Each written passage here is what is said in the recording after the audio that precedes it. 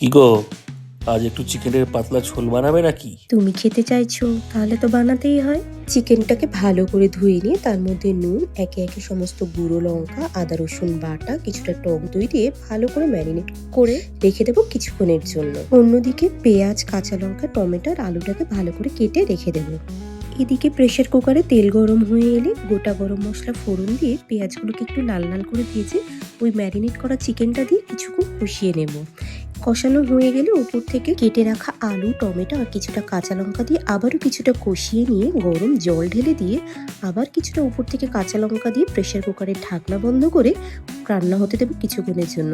3 থেকে 4টে সিটি পড়লেই রেডি হয়ে যাবে আমাদের এমন সুস্বাদু একটি চিকেনের রেসিপি। দেখো কত সুন্দর হয়েছে কালারটা। কি গো, চলে এসো, তোমার জন্য চিকেনের ঝোল রেডি। আসছি, দেখি কেমন হয়েছে।